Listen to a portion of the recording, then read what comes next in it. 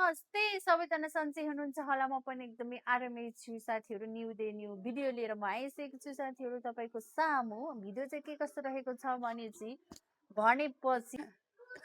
खासै बच्चाहरूको धेरै नै मैले चाहिँ बच्चाको छोरीकै हाल्थेँ नि त अनि ओइ ओइ हल्ला नगर त हल्ला नगर ल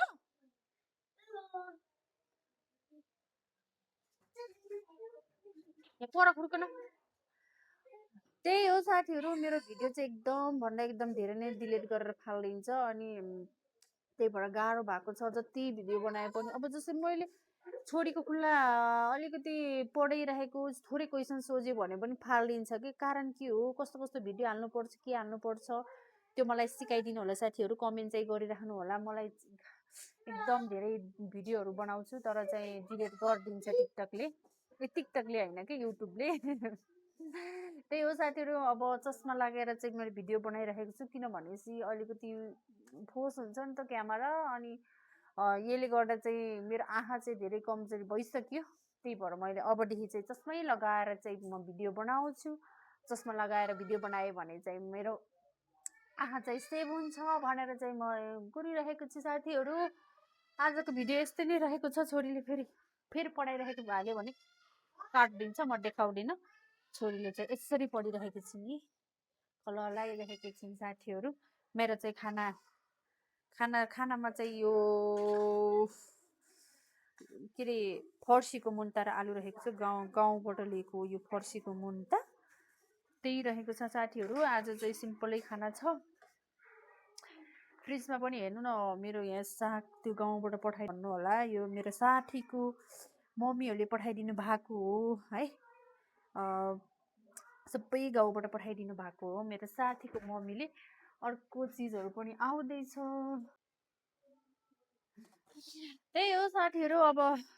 मैले चाहिँ यहाँ खाना पाक्दैछ यता दालहरू पाकेको छ चस्मा लगाएर नै बनाउनु परेको आँखा चाहिँ अलिकति यस्तो हेर्न पनि भएन कि गाह्रो भयो अनि साथीहरू मेरो युट्युब च्यानललाई लाइक कमेन्ट शेयर सब्सक्राइब गर्न चाहिँ नबिर्सिनु होला यसरी माया चाहिँ गर्नु भएको छ ऊ मलाई थाहा छ त्यो भन्दा पनि अझै माया देखाइदिनु होला प्लिज म चाहिँ मेहनत चाहिँ म गर्छु साथीहरू तपाईँहरूले चाहिँ माया देखाइदिनु होला फुल वाच गर्नु होला भिडियोहरू क्लिप चाहिँ नहेरिदिनु होला फुल वाच गरिदिनु होला कतिजनाले के साथीहरू बोली चाहिँ कस्तो मिठो त मिठो नै छ अलिकति टटो आउँदो रहेछ भनेर भन्नुहुन्छ तर ठिक छ हाम्रो बोली यस्तै छ म्याग्दीतिरको बोली सबैजनाको यस्तै नै हो कि बोली चाहिँ कहाँ हो भनेपछि म्याग्दीको हो भने सबैले चिन्छ कि साथीहरू अनि त्यही भएर हाम्रो चाहिँ नक्कल पारेर के पारेर बोल्न चाहिँ जान्दैन हाम्रो यतातिरको छोरी खाने यो उनले चाहिँ 1 केजी आब्लेकोमा 4 त उनले खाइसकिन् दुई त त्यहाँ छ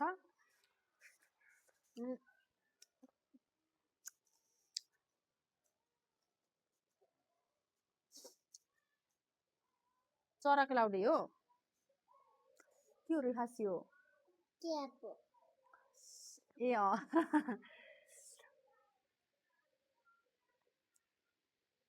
छोरी त म भन्दा पनि ट्यालेन्ट छ के नानी त बा मलाई अचम्मै लाग्छ के अब मैले चाहिँ इङ्ग्लिस चाहिँ जान्दैन होइन खासै उसले चाहिँ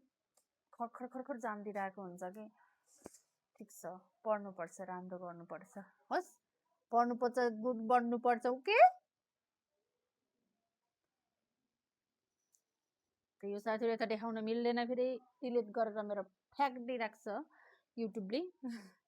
गाह्रो छ मलाई पनि लु खानामा चाहिँ मेरो यस्तो नै रहेको छ हेर्नु त यहाँ साथीहरू अब चाहिँ खानुपर्छ गम लाएर यसरी मुसिरहेको छु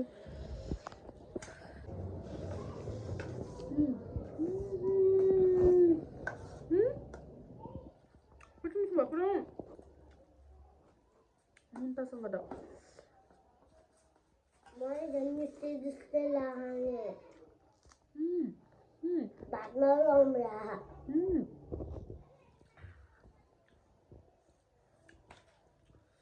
त्यही हो साथीहरू, खानासाना खाएर पनि छोरीले एउटा त्यो उस गर्दै छिन्। मैले फेरि सबै धोएर पनि सकिसकेँ। अब चाहिँ यो रुम यो हेर्नु न यहाँ यस्तो छ होइन, यसलाई यो लुगा हेर्नु धोएर यहाँ राखेको खत्तम भएको छ कि अब यो साससुट्टै मिलाउनु पर्छ। देख्न सक्नुहुन्छ अब चाहिँ साससुट्टै पार्छु नि फेरि तपाईँ आइहाल्छ। लु साथीहरू, मैले बेड पनि टक्क मिलाइसकेँ। एकदम ट्याक्क कपडाहरूलाई पनि दराजमा पटाएर राखेर अनि ट्याक्क पारिसकेँ मैले चाहिँ। अब एकदम टक्क पारिसकेँ। निन्द्रा पनि एकदम लाग्छ मलाई अब यस्तो गरेपछि साथीहरू। त्यही हो साथीहरू।